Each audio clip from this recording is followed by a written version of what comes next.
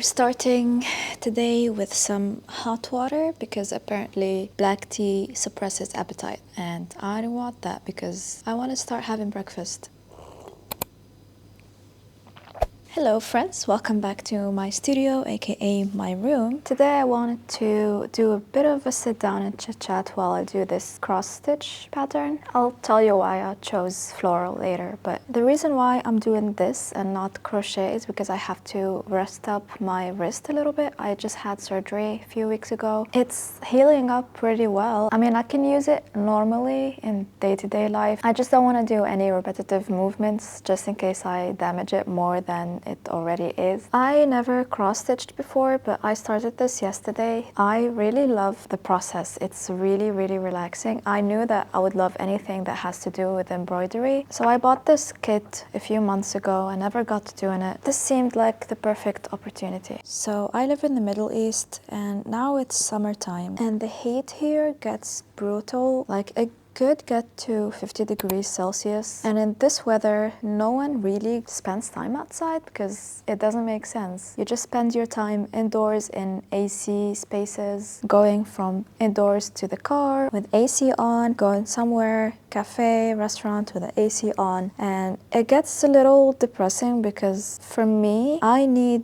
nature. Like I need to see greenery around me. I need to spend some time in parks, walking. Otherwise this seasonal depression hits me hard. And since I've had the surgery done, I haven't been working. If you don't know, I'm a flight attendant, so usually I rarely spend time at home. I could go back to my home country for a few days, but nowadays a very important religious holiday for us is getting close, and all of the flights back home are really full and I cannot get any seats. And if you've watched my last video, you'll know that I was applying for a Schengen visa, which was refused. So I applied again and I was refused again. So I'm kind of stuck here. And so when I was browsing the craft store and I saw this floral cross stitch, it gave me a lot of joy just looking at it, and I knew that it would change my mood if I start working on it. So I know it's been a few months since I bought it, but I think it came at the right time. I have no idea what I'm gonna do with this floral patch. I don't have any plans for it after I finish it, but it's just the most relaxing thing if you really need a relaxing hobby. You just have to follow the pattern. If you get a kit that already has everything, you have the colors, you have the thread, so you don't have to think about buying that. You have the pattern already printed, so you just have to follow that. And I genuinely think that I'm gonna pay another visit to the craft store to buy more of these.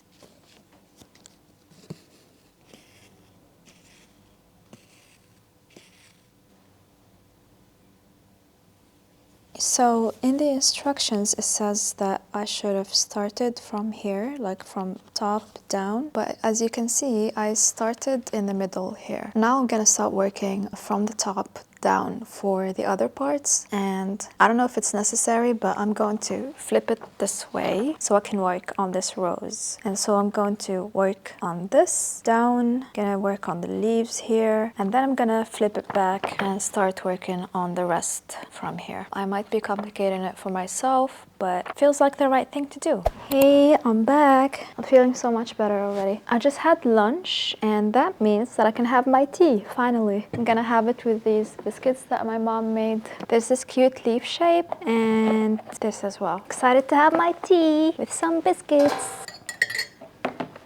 Sorry if you can hear the hissing of the AC. It's just unavoidable and I cannot live without it. So it is what it is. Oh, what have I done? Speaking of my eating habits, I have been trying to gain weight since as long as I can remember. I've always been this skinny and I've always been trying to eat more. My appetite has a different plan though. On a good day, I would eat. Otherwise, I would just eat like 2 meals a day, 2 small meals, and then, you know, call it a day. I do have periods when I'm feeling well and I'm feeling hungry and I'm eating consistently throughout the day, but I don't gain any weight, and that's because my metabolism is super fast. It doesn't matter if I'm living a sedentary life or if I'm being active. It is really difficult for me to gain weight. The only time where I was actually able to gain weight is when I was consistent at the gym, and I was eating a disgustingly huge amount of chicken and eggs, and I hated my life then. So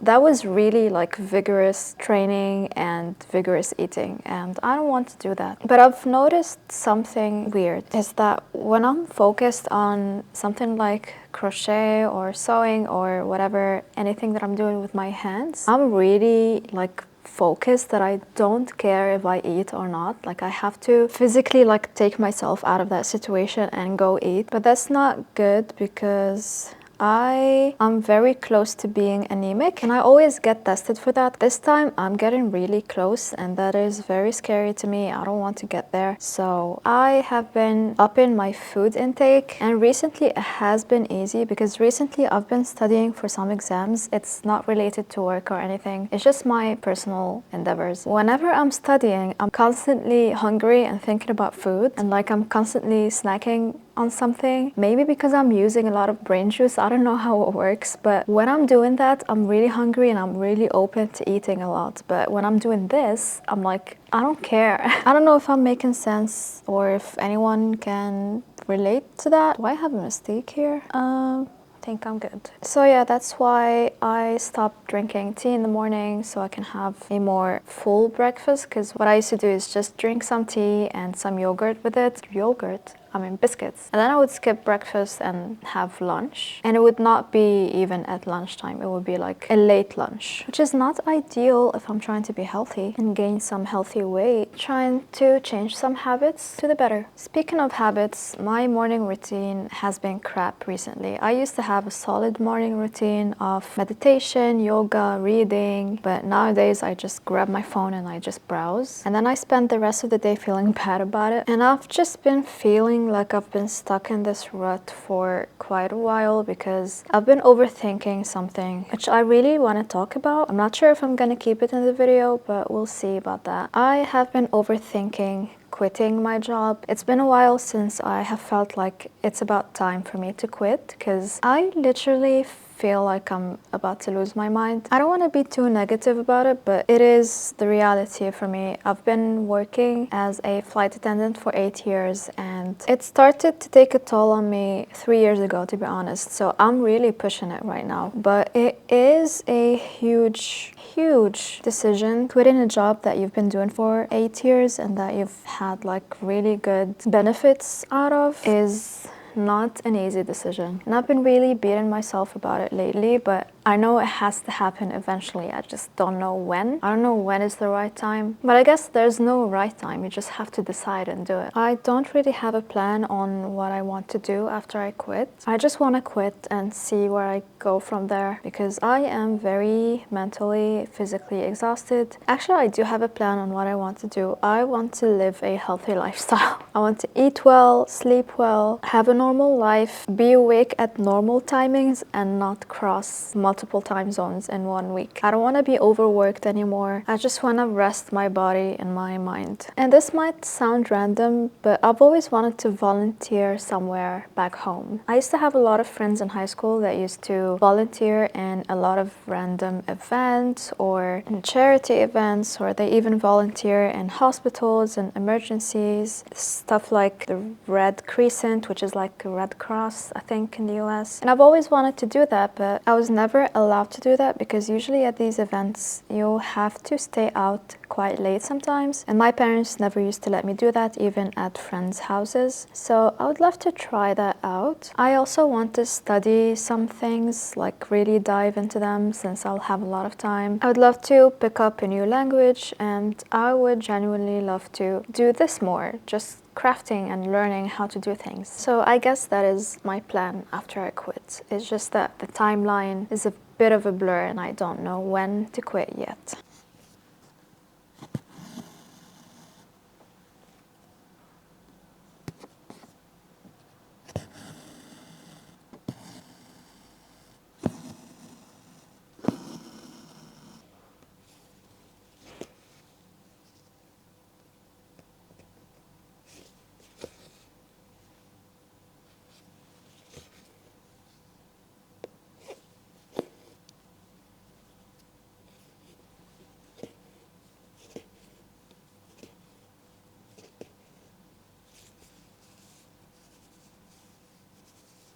Hey, look who finally decided to change out of her green hoodie set that she's been wearing for 3 days in a row. That's always a good sign, right? I really zoned in yesterday and I finished the thing. However, on the design, it shows that there's a border around every little flower. Like on this flower here, you can see the burgundy thread. On the vase as well, you can see the blue thread, which I tried, but I didn't like. So I removed it and I just continued by doing these little branches. I'm so in love by how this looks that I cannot just stop here. I feel like I have to put this somewhere as a patch on a tote bag that I don't have. So I thought I'd try to make a tote bag and patch this on like the front pocket or something. That would be cute. So I found a really good YouTube tutorial. It's a tote bag with a bunch of pockets inside. I'm not sure if it's beginner friendly, but if I can follow the tutorial, I think it will be fine. Now the tutorial calls for cotton and canvas. So the canvas would be for the outside of the tote bag and the cotton would be for the inside. But I think I'm going to reverse that because the canvas that I have, actually, let me just show you. So you guys know this floor sitting area that I have. The cover for this mattress is actually canvas. Now I don't have any extra fabric of this, but I'll explain why I'm going to be using this later. And I have this house dress that's too large for me because I accidentally bought it with a bunch of other house dresses and I thought it was the exact same model and the exact same size, but it was not. I do love the fabric though. I love the stripes. I love everything about it but the actual dress. I'm gonna use this for the outside. I think it would be cool to have this as a patch on the front pocket of a tote bag with this color, and the canvas fabric would be on the inside to strengthen the structure of the tote bag, and also because I don't want a boring beige bag. I decided not to make a pattern on paper for this. Instead, I followed the measurements in the tutorial to make this handy dandy sketch, and I used that as guidance to mark the pattern pieces directly on the fabric.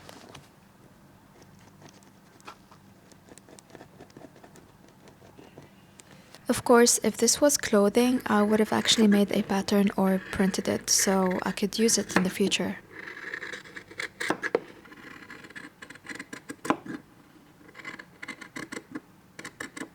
After measuring and marking and cutting all the pieces, I'll reinforce the fabric with fusible interfacing, which is a sort of fabric that has heat-activated glue on one side. It is advisable though to use a damp cloth to press it, but I just used a lot of steam and that also worked perfectly.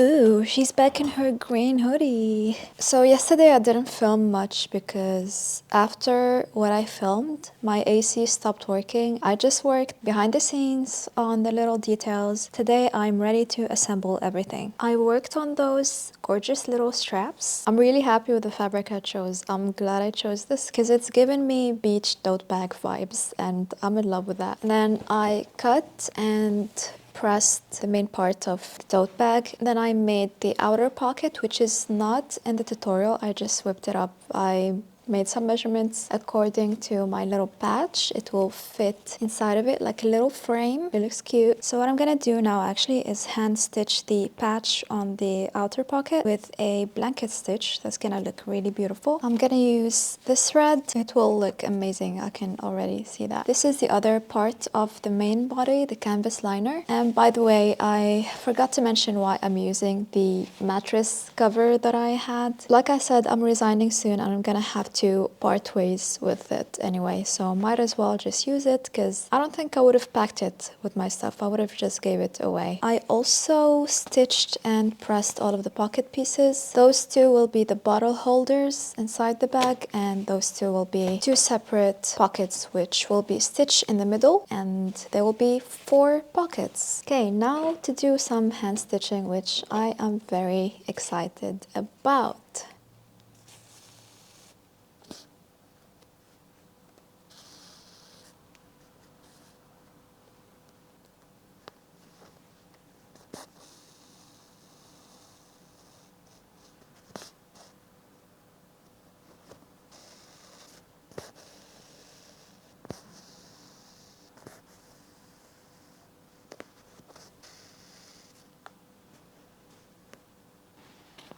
I have enjoyed the blanket stitching process way too much that I decided to sew on the pocket lining using the same stitch. However, it had to be done with mismatched thread color because I didn't have enough thread of the same color to go all around the pocket.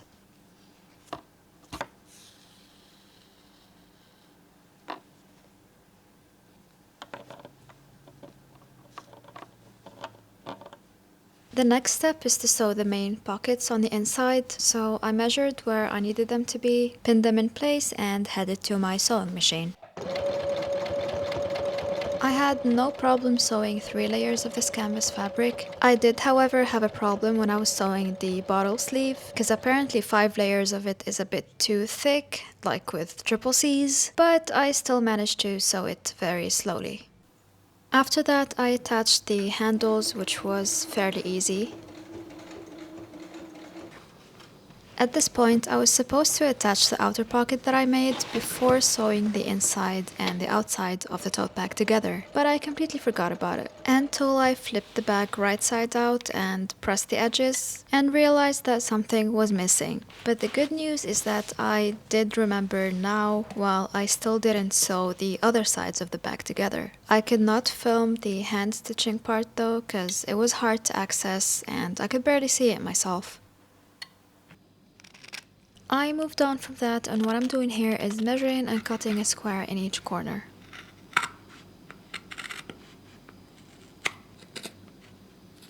Each corner will then be sewn shut like so after I sew the sides of the bag, and this serves the purpose of shaping the bottom of the bag. Then my decision to use the canvas fabric for the inside came to bite me in the butt, because I had to sew one of the sides not by hand, because my hands could never, but by using my sewing machine manually so I don't break my needle. And I'm happy to report that it all went well in the end.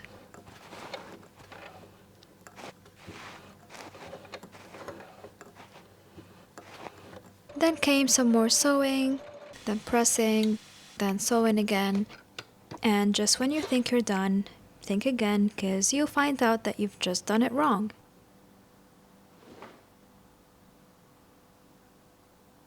So you rip the seams and try again until you're actually done.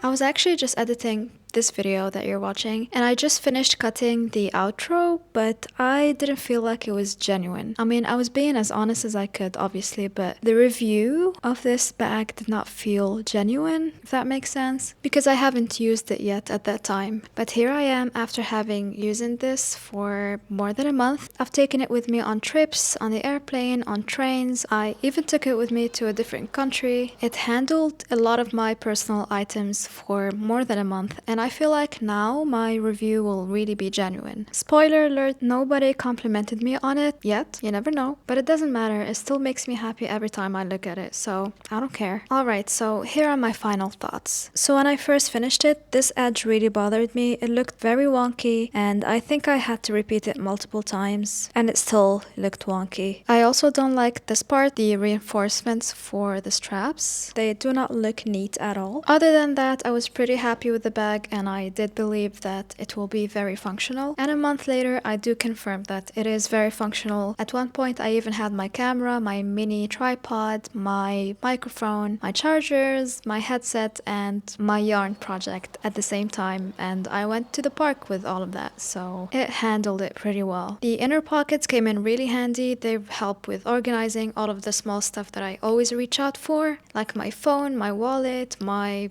cards, keys, chapsticks, and of course the bottle sleeve is very functional. The bottom of this is very wide, which could be a pro and a con. It's a pro because it can fit so many things, and it is a con because when I fit a lot of stuff in it, it becomes wide and it takes the wide form. It keeps slipping from my shoulders, like one of the straps always slips from my shoulders, which is pretty annoying, but it's not annoying enough for me to stop using it. And if I remake this again, I will make the bottom a little bit smaller, just a little bit. I didn't use the outer pocket that much, it was just for decoration. Another con that just came to me is that when you have a bag that's this big, like the mouth of the bag is large, getting stuff stolen from it is pretty easy if you're not careful. Personally, I didn't have anything stolen from it because I'm always careful about these things because I've had my fair share of things stolen from my bags back home, but it could be a problem for many people. The zipper could come in handy though, or just a few buttons. All of the other little things like the loose thread tension, for example, they really don't matter in the overall look and functionality of your bag. I am also very glad that I used the canvas for the inside because this stuff is thick and durable. It's funny how this whole project just started because of a little cross-stitch patch. I mean, it served its purpose. It took me out of a rut. I'm very grateful for that. Oh, hey, little Burbies.